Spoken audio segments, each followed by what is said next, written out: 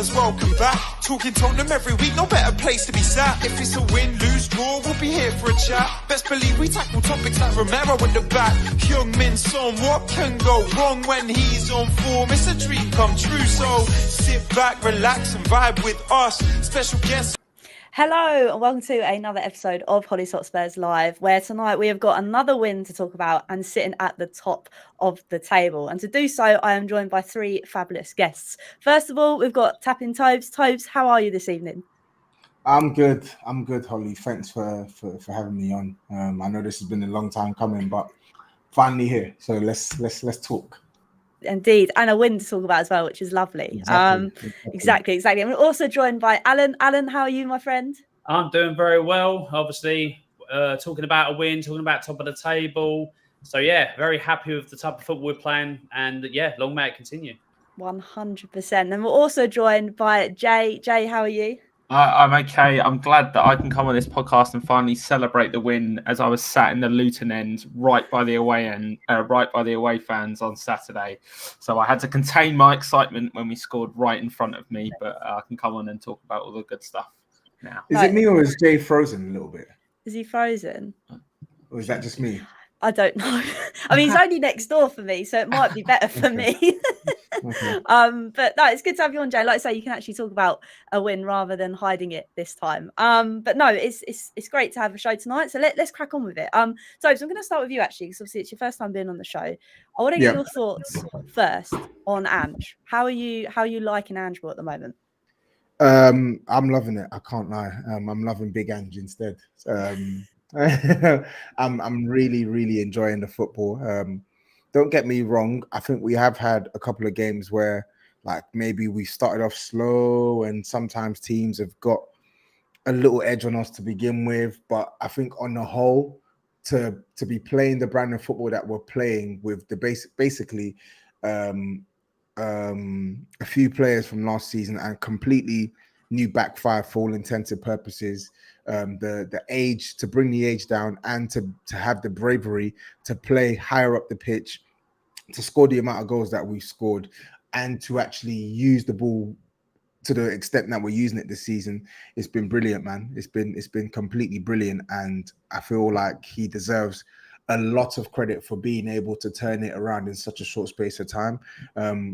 Obviously, we know that there's still 30 more league games to play. We've still got the FA Cup to contend with. We know that obviously it wasn't so good going out to Fulham, right? But in terms of how he's been able to implement his style so quickly, you have to give him major credit for that. The football's been brilliant. It's been a massive breath of fresh air. I think that's what everybody's kind of feeling. And like you said, it's great how in such a short amount of time he's managed to come in and do that straight away. But let's move on to the game, because obviously, Alan, it was an unchanged team again with Richarlison out on the left. So how did you find seeing that lineup? Look, I mean, I'll take Richarlison out of the equation because he's just not what Spurs need, or like we can massively improve on him. But I thought we played really well. I mean, I see a lot of people being like negative because we got a 1-0 win away to Luton, but we could have been 4-5 up in the first 30 minutes, let's be honest. And then if we do that, then everyone's saying, what a fantastic performance, Ange balls it. I'm all for it. I agree with everyone here. Look, I'm loving the way we're playing football. I love the attacking intent. I'm liking the way he's allowing players to be free and play football rather than restrict and defend. I love the way players have confidence. When have you ever seen the Tottenham back line, apart from Poch, being able to take the ball, carry it up the pitch with no, freedom? And it's just, I'm loving watching it. We started really well. Another day, if we take our chances, completely different game. I don't think that leads to a Basuma red card, which we'll talk about later. And I just think it's a comfortable day for Spurs. But what I liked is that when it started going wrong for Spurs, this team showed fight, showed desire, showed heart, showed passion. In the fact that we weren't from behind. We had some dodgy moments as well, but we found a way to get the result. And then at the end, because Ange made tactical changes to nullify their attack, it was comfortable in the end. So not only are we seeing good football, we're seeing us manage games, fight, desire, always to the end. And for me, I haven't seen this since mid-Poch time. So I'm so happy to see what we're doing. And again, I'm here for it because what we've seen in 3 seasons before this was absolutely dreadful. So I'm say what Toby's saying as well. I'm loving Big Ange instead. It's as simple as that. It is definitely a big vibe at the moment. And obviously you make a point about, obviously, I think it was the first even 10 minutes, we should have been 2-3-0 up. And Jay, is that all down because Richarlison's missed potentially two kind of easy chances, so to speak? Where do you sit with Richarlison at the moment? I think Richarlison's a couple of goals away from a good run. I think it's just pure confidence with him. I think the whole time he's not scoring, he's thinking about not scoring. I was talking to my mates while we were at the game, and I said, maybe it's that extra thought process he goes through when he's in the attack or he has a chance to score, where he goes, oh, I might not score this. And that hesitation that he might have is what's stopping him from scoring. I'm almost thinking he's like a lucky goal or something to go his way, or him to score an absolute screamer to give him that confidence back. But there's glimmers of a player in there. The only thing I would say about his performance on Saturday was the ball bounced off him way too much. Every time the ball went out for him, the Luton fans that were sat around me were saying, he doesn't want it, and it would just bounce off him and it would end up going back to Luton. So, yeah, with Richarlison, I think it is sadly just a confidence thing. And obviously I respect Ange's decisions to continue with him. But the question is, have we got a replacement for him at the minute that would make a huge difference or make that much of a difference from what he's doing at the minute? I think that's the thing, because I don't know how you kind of feel with Toes, where Sonny's playing so well in that forward position down the middle. It's almost like Richarlison's now fourth. I mean, if we didn't have those injuries, he's probably down the pecking order even more out on that wing, isn't he? Yeah, definitely. I'll be real. Richarlison, I do think obviously he made a really big impact against Sheffield United, and I'm probably in the minority of Spurs fans who still want and hope, and it's not even hope, who still feel that Richarlison can eventually come good for Tottenham, right? But the problem with Richarlison is he needs to score, because if he's not scoring, the other parts of his game are severely lacking. His hold-up play isn't the best. His technical quality in tight spaces is quite poor. He's just one of those players where, like, because you're not offering, when you're not scoring, it's easier, right? It's easier to make up for the lack of goals if you're doing all the other bits and bobs to facilitate the team. But the problem is, because Richarlison is so wayward in that other department, then there's even more of a reliance for him to score. And then when he's getting the chances that he's missed this season to score, it just screams of a guy who is still trying to pick up the pieces from a confidence issue, and also screams of a guy who fundamentally is not that good a footballer. Like, I think he's at his best. I think he's a good Premier League player, but I'd be lying if I said that, like, I rate him super duper high. I like him, but there's a lot of issues that he needs to work on to actually be a mainstay in this team. Because I'll be real, if Brennan Johnson comes back, instantly you've got someone there who looks like he's going to be able to put the ball in the back of the net more so than Richarlison, right? Someone who's got more speed. Kulusevski, for me, has locked down the right wing spot, in my opinion. And like you said, Son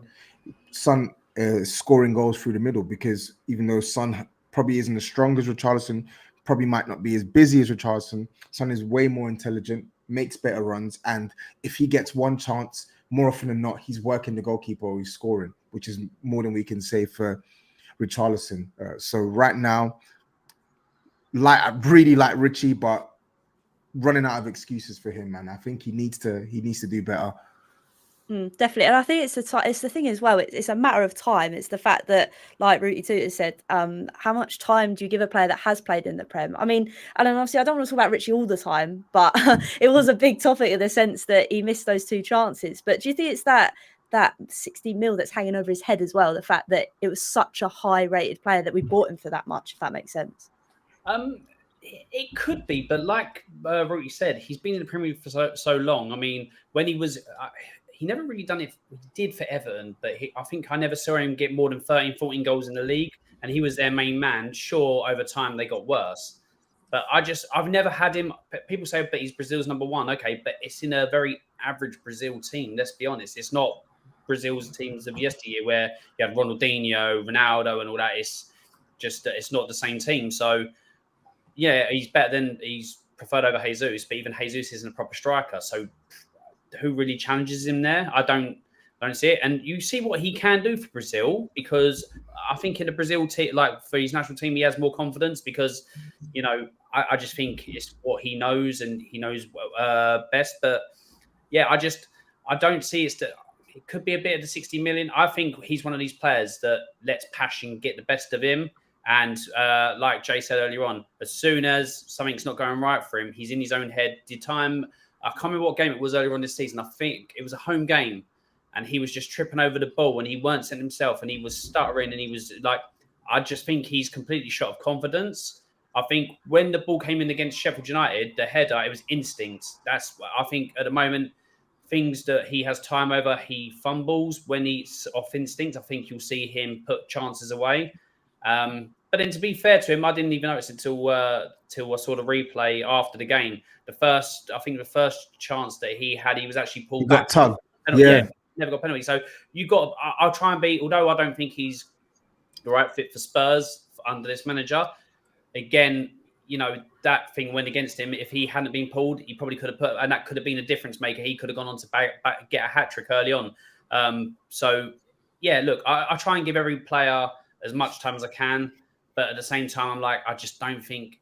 I would rather see, like you say, a Perisic, a Solomon, a Brendan Johnson, even put Kulu on that side and put Porro on the right wing with Roy out. I'd rather see that than Richarlison at the moment. And I don't know if it's him or whether he's, to be fair, I think it is him. I think he lets things get too much for him. Like you saw with the comment, who were the two players that were saying about it's easy to like get to him? Antonio and Callum Wilson. I think he's his own worst enemy. So yeah. You know, mate, if he deals with like he's having these things where he's dealing with these like mental, maybe he gets to the point where he can calm himself down. But yeah, I think sometimes he's own worst enemy.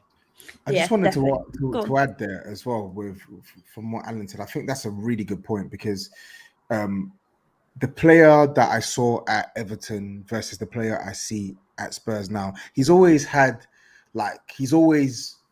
been someone who tends to not have like top. So sorry, I don't know. I was someone on the sorry. That's Portsmouth for you. Yeah, sorry, but like I felt like at Everton he dealt with adversity better than he has done at Spurs. I think maybe because there's a bit more pressure on him at Tottenham because of the price tag, because of the fact that Harry Kane has gone and the onus is on him to score goals now, etc. It feels as if like it doesn't take much to sort of knock off his rhythm in a game of football. And I feel like he needs to have a better temperament because what he also needs to understand is that he's playing in a team now where it's not just going to be one chance in 90 minutes. More often than not, if you continue doing what you're doing, you're going to get fed by Maddison. You're going to get fed by Porro. You're going to get the opportunities to score. You just need to just temper yourself when you're in front of goal. And I just feel like that's something that he's either not able to do in totality or he's just not capable of doing at this point in time. But all I know is I need him to start scoring. Like I'm clinging on by a thread, but I'm clinging on because I still, at the heart of it, believe that this guy is a good Premier League player. I believe that. So he just needs to find it. He just needs to sort it out, man. Definitely. And I think the thing is, it's where everybody else is performing so well, it just sticks out like a sore thumb. And obviously, Jay, talking about players that played well, I think a special mention needs to go to Pedro Porro because he has been playing brilliantly. And I know you were right next to him when he screamed into the fans towards the end of the game. So what did you make of his performance? Yeah, I nearly stood up and screamed with him. He's been so good. And you know, we're talking about temperament and rising from the ashes. He's a player that proves that exactly. That, you know, the comments that were made about him by Tim Sherwood, he'll never make it in this league, all this, all that. Look at him. You can see the passion that he plays with, the aggression that he plays with.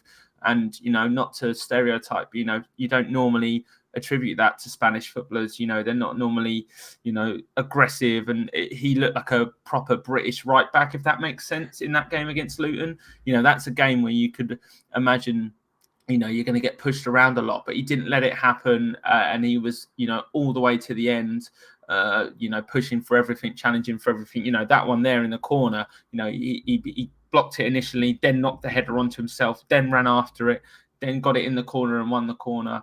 And yeah, he just seems to be a player that's just taken that right back position and made it his own and taken every ounce of criticism that's been put against him personally. And I think, kind of like what Tobe said about Richarlison, I think he needs to just take that on the chin and use it rather than let it get to his head. But yeah, he probably, again, consistently over the last couple of games been my standout performer. And that's the thing. I think he goes a little bit under the radar so much. And I think it's because, unlike Richarlison, who's standing out like a sore thumb potentially for the wrong reasons, there's lots of players that are going under the radar because everybody's so good at the moment. And obviously, we've mentioned, the defence. But I want to come to you, Alan. Before we get onto the goal, I just want to talk about that partnership between Romero and Van de Ven, because there's been so many comparisons at the moment that they could be the next Toby and Jan Vertonghen. What do you kind of make on them and potentially that comparison? Look, I think comparing to although we didn't win anything, our best centre-back partnership since Dawson and King, I want it to be able to grow between them. But Mickey Van de Ven's come in, and you can, in his first game, when I was doing a watch on, was like, he seems a bit nervous, and we'll see how he get as the season goes on.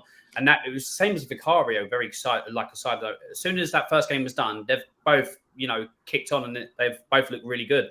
Van de Ven and Romero, it's good to see Romero has calmed a lot. Like last season, he just wanted to fight everyone. He wanted to, he was going out to play a game of football and maybe get arrested because he was literally assaulting people on the pitch. That's what he just wanted that. He really did. And I'm a big fan of Romero. And I was like, when we first came in, I was like, that's the type of quality player defender we need. And then whatever was going on at Spurs, he's completely lost train of thought. And I think Ange's done a great thing in putting him as part of the leadership team. I think that's helped him be like, I've got to set an example. And Mickey Van de Ven, a young defender coming in, what I like so much about Mickey Van de Ven is that he is doing what defenders haven't done in previous seasons. He's coming forward with the ball at pace, drawing defenders out. He's been able to express himself in how he wants to play football, because he done it before he came to us. And I was like, we'll see if he continues. And he has. This is what I'm saying about the freedom at Spurs, where players can do what they want to do. They can play and, take risks. And if it goes wrong, obviously you have that conversation. But as a partnership, I see literally Romero pumping Van de Ven up, Van de Ven doing the same thing to each other. It's a complete unit back there compared to what we've seen. Now, will things go wrong? Absolutely, in games where defence aren't on it or whatever. But from what I've seen as his defence, you can see like the odd game and you think, you kind of get the wrong impression. That doesn't happen with me. I think they'll have off games. They'll have a bad game here or there. But I think this back four is growing in confidence every game. The way literally you're seeing them pump each other up. They're celebrating. When last time we saw a Tottenham defence celebrate clearing the ball, literally in previous seasons, they've cleared the ball and gone like that. Oh, okay, what do we do now? Just stand around. Literally, we haven't cleared it. We cleared it in our own goal, stuff like that. But they just seem so up for it. This is what I'm liking to see, the unity, not in just defence, but obviously throughout the team. And yeah, especially to have the relationship they have with Vicario as well, in regards to there's an understanding there. For me, I'm being reserved in what people are talking about already, but I predicted 6th before the start of the season. So far, I think we can definitely improve on that. And that was a stretch because we didn't know it was an unproven thing. But like I said, we were all saying during pre-season that you have to get a back line in, you have to get set. Why are we taking so long to get this defender in? Maybe we were taking a long time to get the defender in because we were going for the right defender where we haven't previously. And Van de Ven fits that system. He fits Ange. We wanted him at Celtic as well. So Ange just wanted this guy, so he knows he plays system. It was the right choice. And I give props to us for, although it was annoying fans at the time, making the right decision and taking the time and getting the right defender in for that back line, because it's Romero's calm, Vicario's calm, and the fullbacks can go and do their job, knowing full well they've got 2 quality and 1 very fast defender. Because literally no person I've seen him blow everyone away. Even Gakpo, who's quick against Liverpool, he blew him away like he wasn't even there. So yeah, I'm here for this defense. I'm here. I think Van der Ven's got the potential to be one of the best in the future. I think he's got all the hallmarks. Yeah, again, nothing but positive thoughts for me. And last season, I thought these positive thoughts were never coming back. But yeah, I'm here for it. It's brilliant. I was going to say these positive talks are very nice because last season it was a therapy session every Monday. So it is very nice to talk about these players in high regards. And I kind of want to come to you, Tobes, about obviously we have mentioned about Vicario.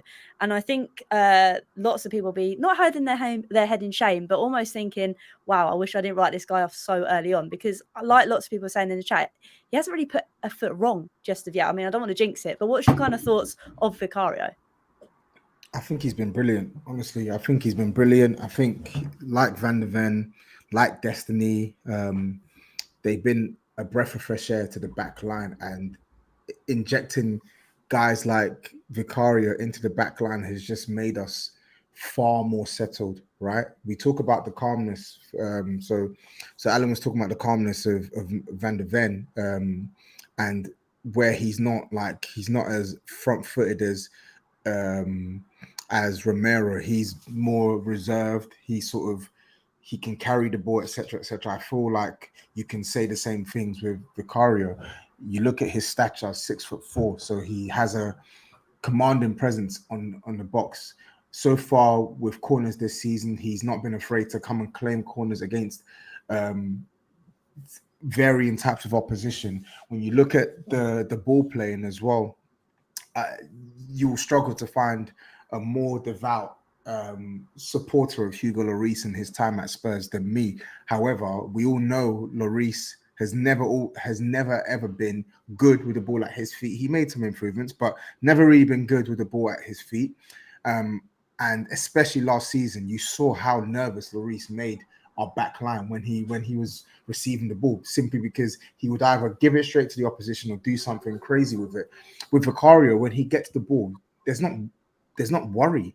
Even when he's trying to suck the opposition in, there's not that worry, because this is a guy who is comfortable. He's comfortable to receive, and he's comfortable to receive with both feet, right? Mm-hmm. So whilst I feel like his passing, we've not really seen like a comprehensive passing range. We don't need to see a comprehensive passing range, because fundamentally, can you make the basic passes to get us going to our centre-backs, to our full-backs? He can.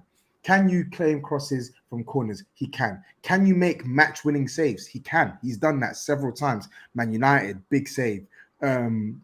Burnley, big save. Liverpool in the first half, big saves again.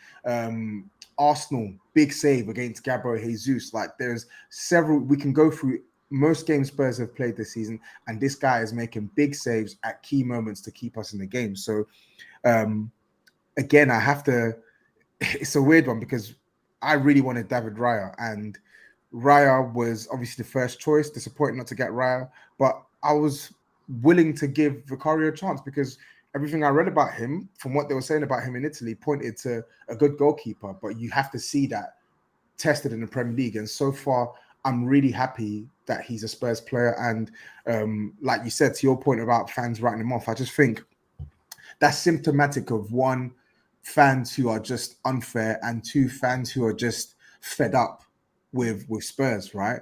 They're just fed up with Spurs, and they're fed up with Spurs getting second choice, this, that, and the third. So it doesn't allow for patience, because they've had to put up with a lot of BS, right? But people need to take perspective here and stop trying to dismiss what a player can do for Tottenham based off what was it, like 2-3 preseason appearances? They were panning him because of Brentford, the first game, where, like, yeah, he made that one mistake that could have potentially resulted in a penalty, but he wasn't bad in the game. It's his first game away from home against a team that have beaten quite a few big six sides at their ground, and people are like, oh, he's not good enough. How? Even if Vicario goes on, God forbid, even if Vicario goes on to maybe make a mistake in the next game or the game after, right?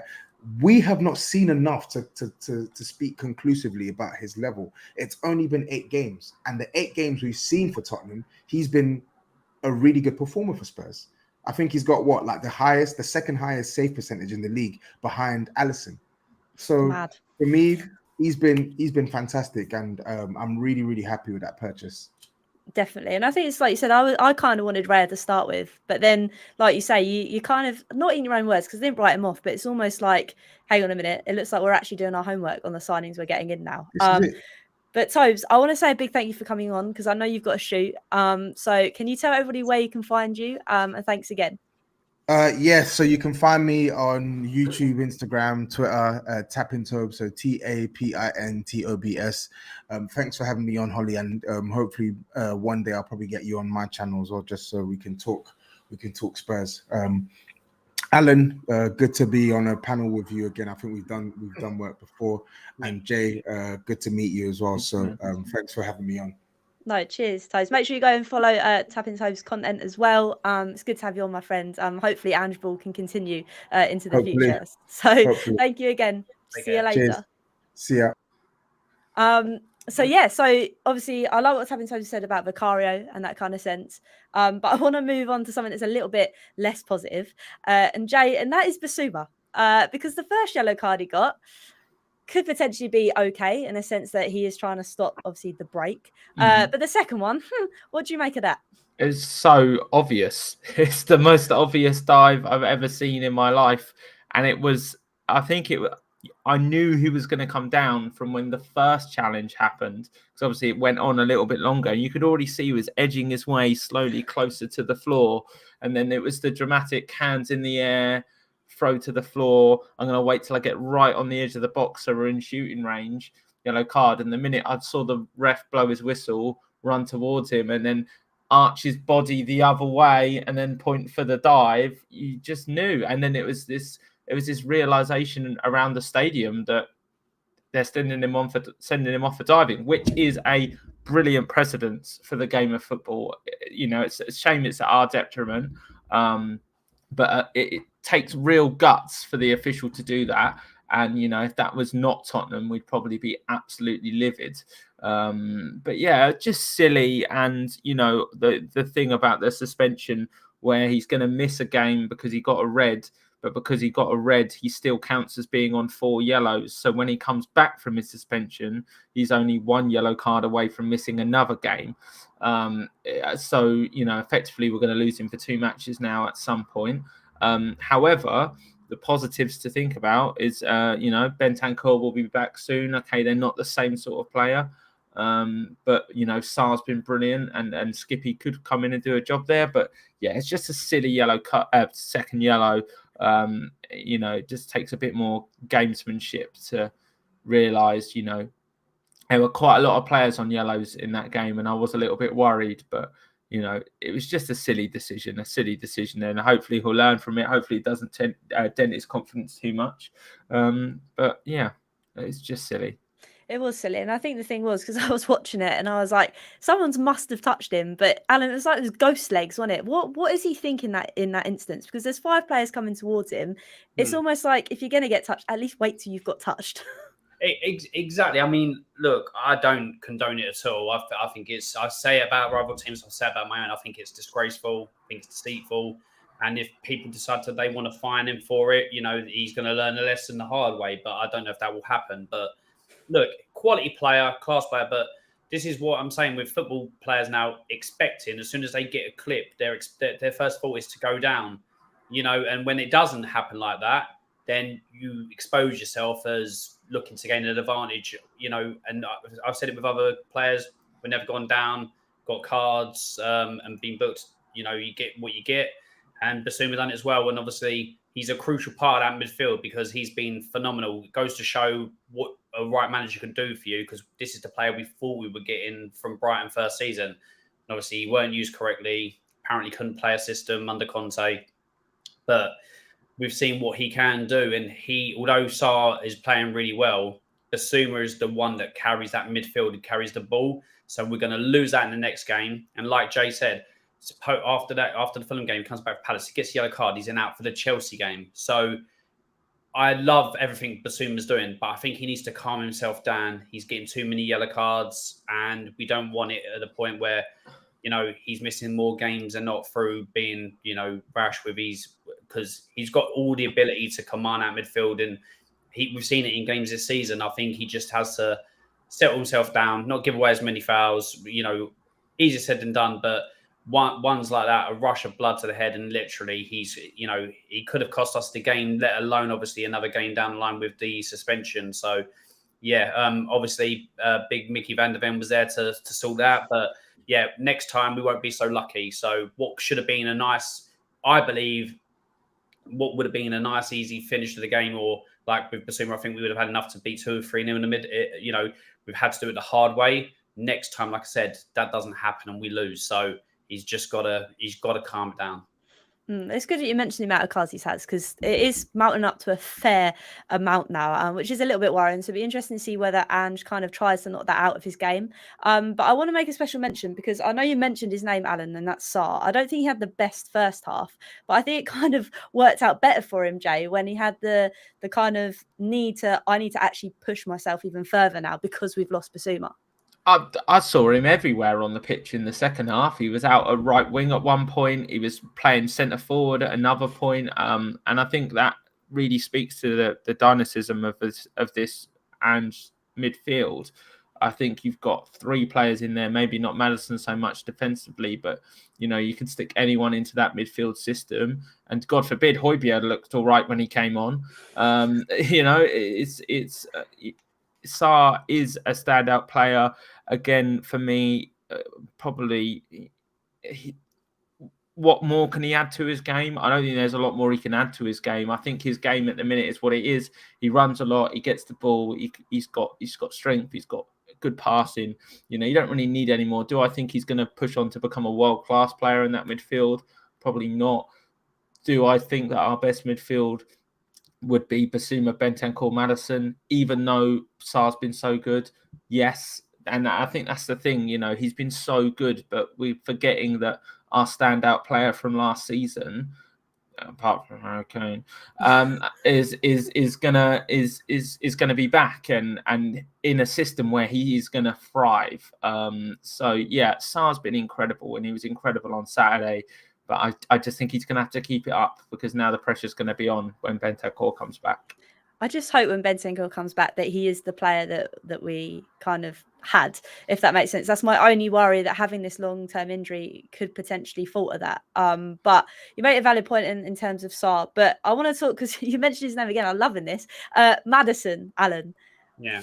There's not enough words. I mean, this feels like last year, every podcast I was talking about Harry Kane. It seems like this year, every podcast I'm talking about Maddison. And it seems funny they both wear the number 10 shirt. So how did you make of his performance against Luton? Who would have thought that having a very good creative midfielder and attacking midfielder could get you goals and, make you look a completely different team? Who would have thought it, eh? It only took Spurs 3 or 4 seasons after Eriksen to finally click on. Look, I'll be honest, I didn't really like him as a player before Leicester. And when he signed for Spurs, I was like, I don't really like I have these with players. I'm like, I don't really like you, but he's a Spurs fan. But now I absolutely love him. I think he can't do no wrong. He's just brilliant. He's ball carried. He can, in close spaces, he can do and then obviously quick thinking from the corner and all that in regards to the ball came to him and he could have just hesitated and dropped it back to Kulu, but he turned the defender, got in behind, and was able to pick out Mickey van der Ven. He's one of these players. People have always said he's really good, but is he at a level? And side note, Gareth Southgate, why are you just being weird and not playing him?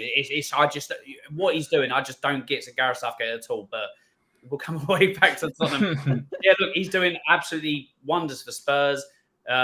He's not only what he's doing on the pitch, but he's also part of that leadership group. He's setting an example and he's portraying that to the younger people in the midfield like Sarr or people on the wing like Kadoji. Because he's allowed to go anywhere, he has link up, he can play. And I said about Maddison, I thought he would do a good job if Kane was staying. But I think Kane going is the best for Maddison in the fact that he's now not going to get the ball this season and go, I have to look for Kane first. He can go, he can do what he wants. He's got freedom. And this is what I'm saying. I'm loving this season because he's got freedom to go. he can scare him what's best on. But I think if Kane had been here, and no detriment to Kane because obviously what he's done for us, I think Maddison would have been like, where's Kane first? And then look for people after. But Maddison's got the ability, he's got the composure, he's obviously got the know-how, and he knows how to control the game from attacking midfield, because it's not just that. Even at times when we've been up and all that, he's controlling, he's got the tempo, he's got the ball. I just think he's the right fit for Spurs. How we got him for 40 million, and I'm sorry, Hollie, sending Winks the other way for 10 million. It's helped. Net 30 for Maddison is ridiculous. And for people to not put him and not talk about him more as being signing of the season, I'm sorry, he's up there.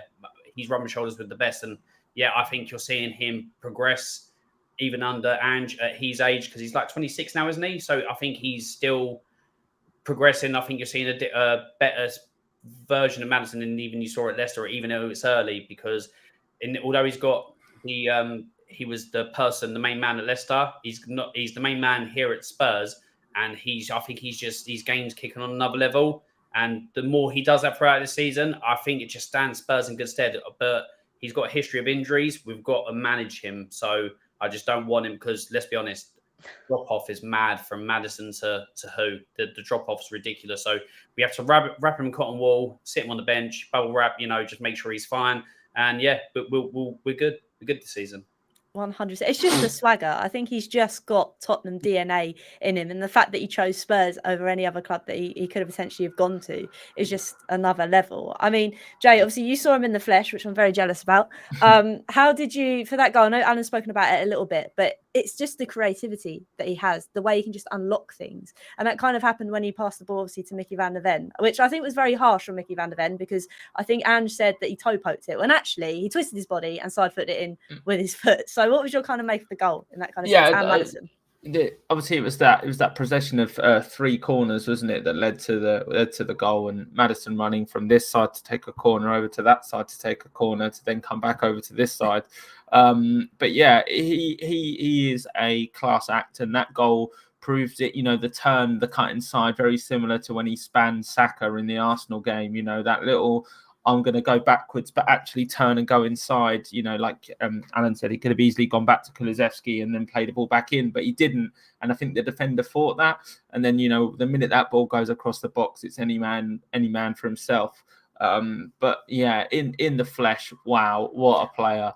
And it's, pardon my French, but it's the shithousery that made Alan probably hate him when he was at Leicester that I love him about. Now he's our player.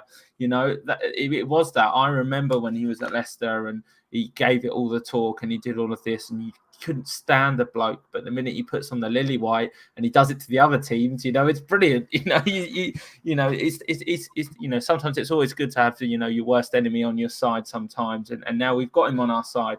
And you see it on the pitch as well. I think he's just from watching it live, he's always involved.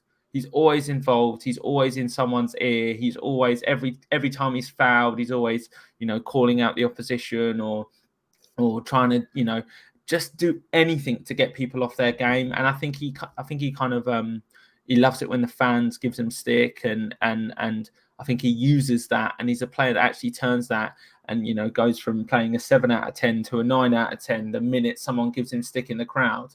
And it's just the celebrations and everything. He seems, for someone that supposedly liked Arsenal a lot when he was younger and obviously loved playing against Spurs for some reason, he seems fully poised, which is very, very weird, but I'm all aboard. Definitely.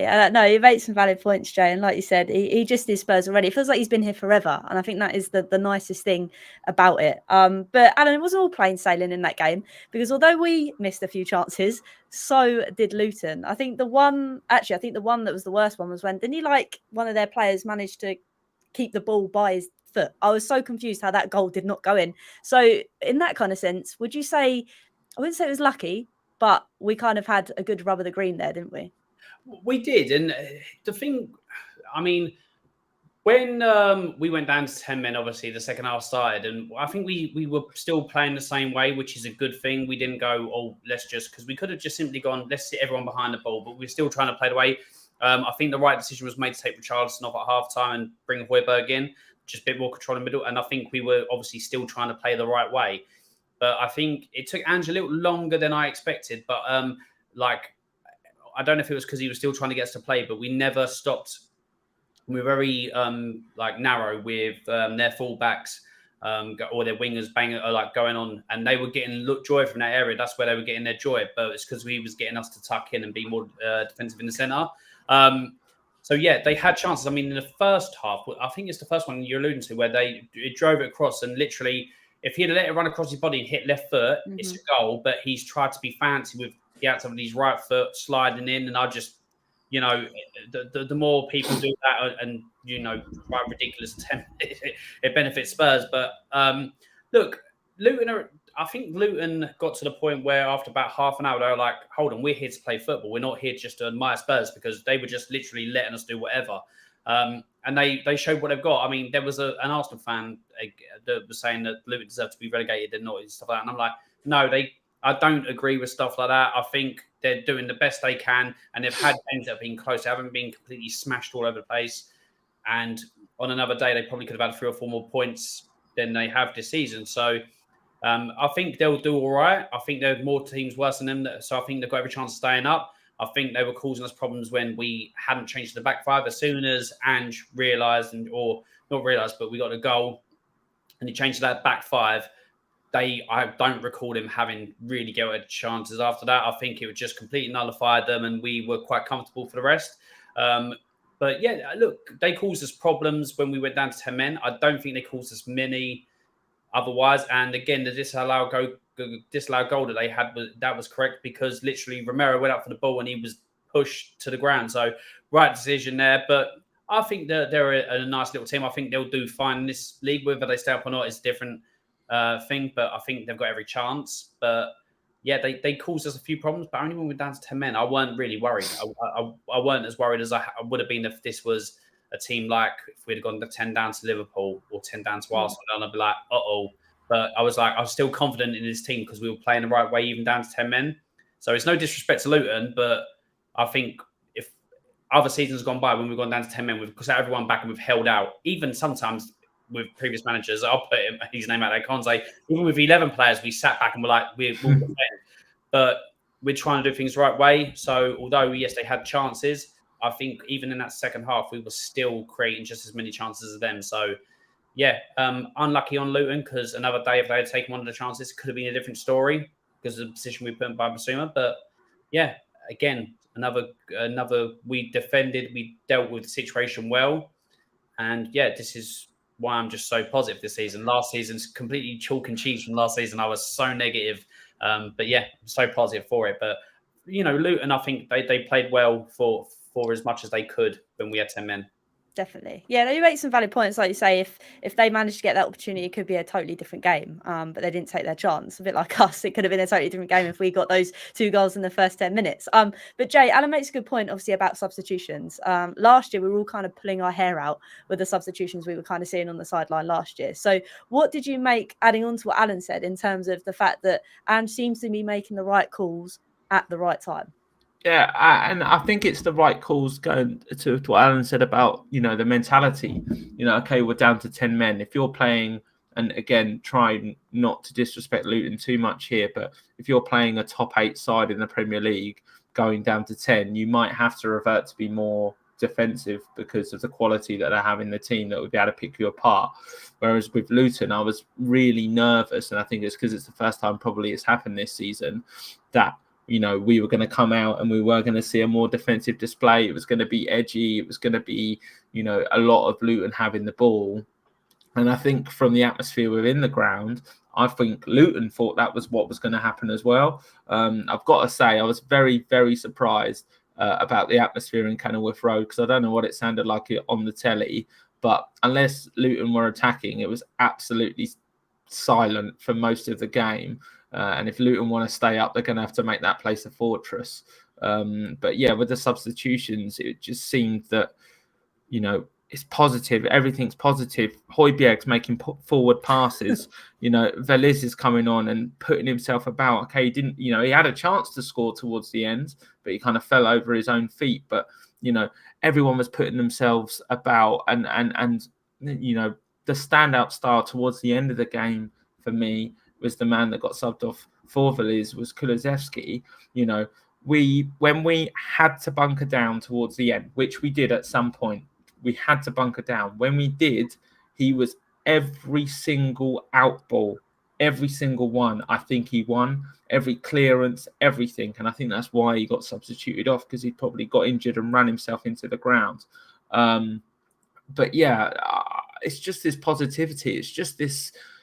I say it every time. It's just the vibes at the minute. There's no point. Once I realise we've got Ange at the helm, that I go, he's going to make a wrong decision, or we're not going to come back and win this game. Even when we went down to 10 men, I was like, yeah, we'll probably still win. And we haven't had that level of arrogance for a while. My concern is obviously, and I said this, long may it continue this winning run, but we need to see how this team bounces back after a defeat, be it a defeat against a top 6 side, or be it a shocking defeat away to someone that we should be beating. I think that's the key thing, is this, not arrogance, but this suave that we play our football with at the minute, and this, we're not dead till we're dead. What's going to happen after we lose? And can we, like what we were saying earlier about Vicario, if Vicario makes a mistake, I want us to go straight back to playing exactly the same way. And can we do that? Are there enough leaders in the team to be able to make us bounce back that way? Sorry, go on, Anne. I was going to quickly what Jay said. I think it's self-belief, and for me, it's come from that Sheffield United game, because Sheffield United were doing everything they could to waste time. So much time they were wasting. The goalkeeper, everything they were doing, and Spurs teams of yesteryear, even sometimes under Poch, would have just been like, they wouldn't go over the line, they wouldn't turn it around, but we kept going, and I think that result has led to the time where has gone on to the 2 times against Arsenal. We came from behind. Previous seasons against Arsenal, we go a goal behind, we fold, we get whooped, But even with this, we had stuff go against us for Liverpool, but it was literally, we were still playing, even though we weren't playing well before the red card. We were still trying to play the Ange way, the positive way, even when we were getting caught. Again, Luton, we went down to 10 men. Previous seasons, we would have folded. But because of that turnaround at Sheffield United and the comebacks against Arsenal, I think it's just building this self-belief, this self-confidence that, okay, we'll keep going to the end. Yeah, we may not go over the line every game, but you're going to have to do everything you can to stop us. And I think it's just bred so much confidence into this young team, the thing that they can turn around any problem at the moment. And obviously that's just a massive plus going on for the rest of the season. It really is. It really is. And that's the thing, it kind of leads on to the next bit, in the sense that obviously we are top of the league, and it's kind of what you both said, in the sense of, can we carry this on? Will we carry this on? But I think it is that self-belief. And for a very long time at Spurs, I don't think I've had that, let alone the players. So it's quite nice to kind of see that reflection happening at the moment. I know that we go into international break next, but I do want to talk about the next fixtures coming up, because Jay, I think they're both evening games coming up, so that could be a whole different ball game as well in that kind of sense. So for you, how are you looking ahead to Fulham and the Chelsea game? Yeah, don't forget Palace in there as well. Palace.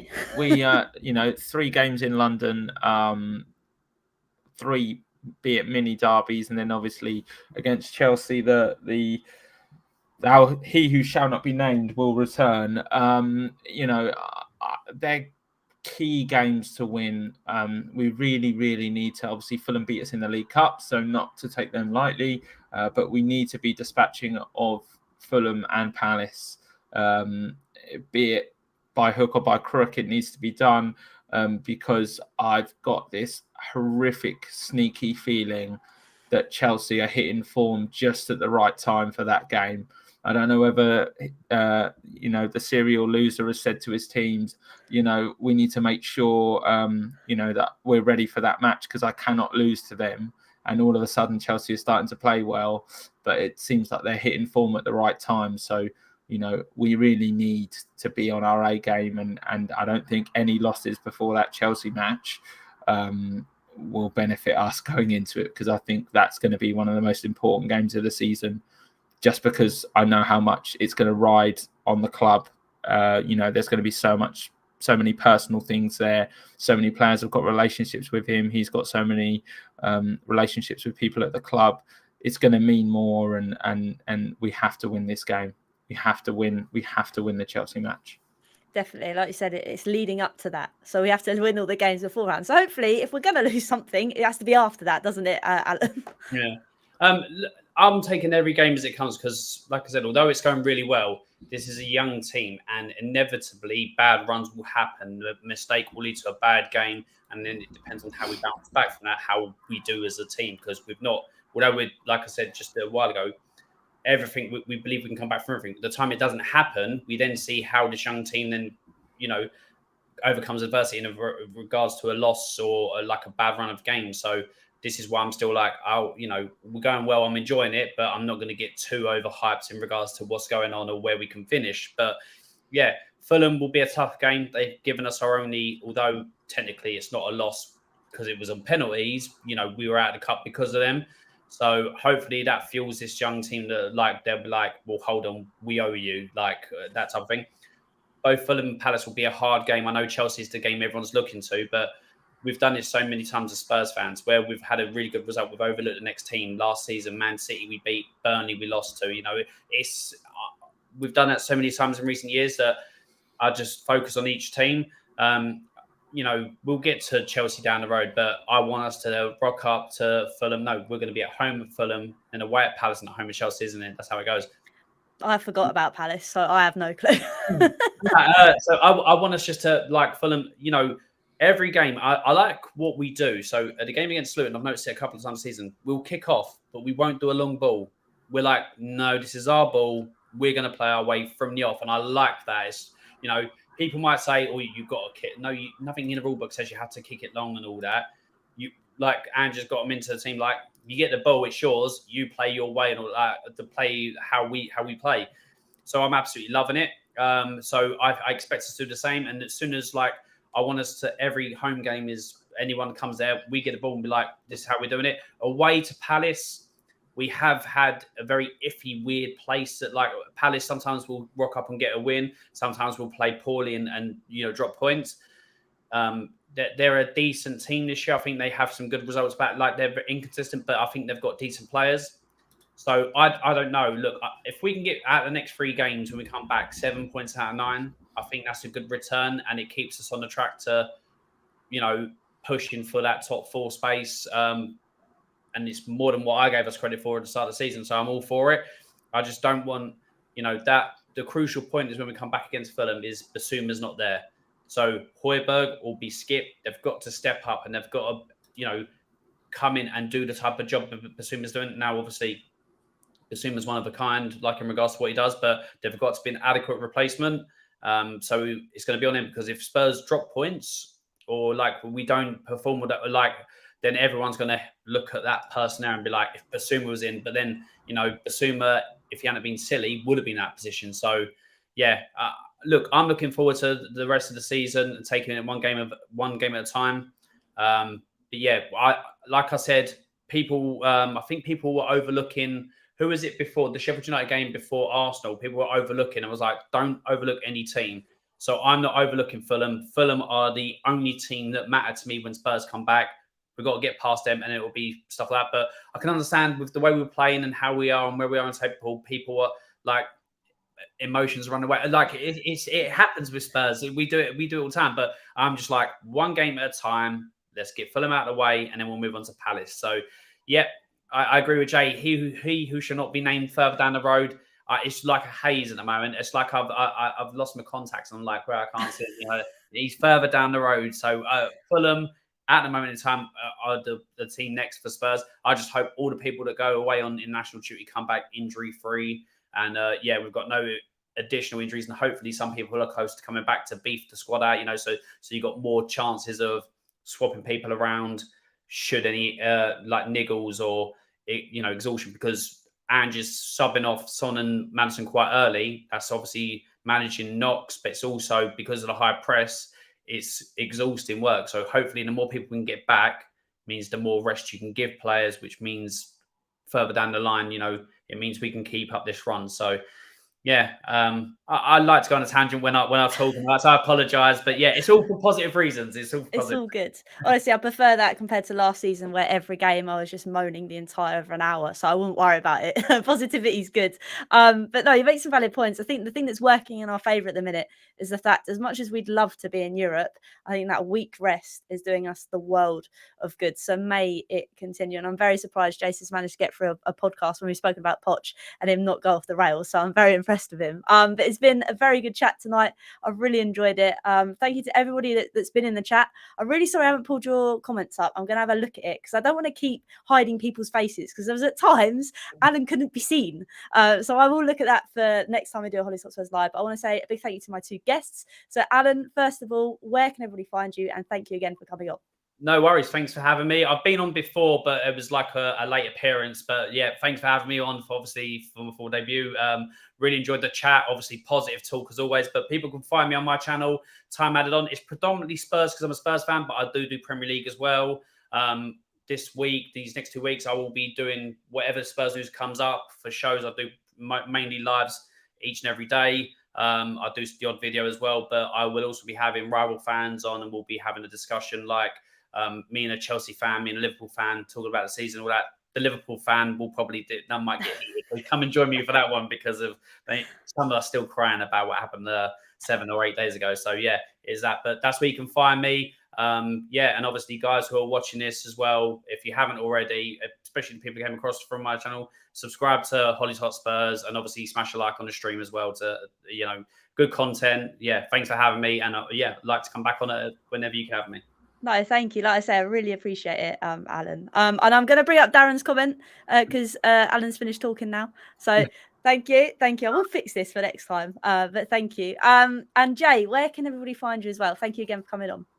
You can normally find me on Twitter winding people up about footballing opinions. I'm like a football Twitter account, but I don't have a footballer as my AVI. It's my actual face. Yeah, you can really find me on Twitter and normally on this podcast in the other room on the other side of this wall. So yeah, and like Alan said, make sure that if you're not already, like and subscribe to the channel, because big stuff coming.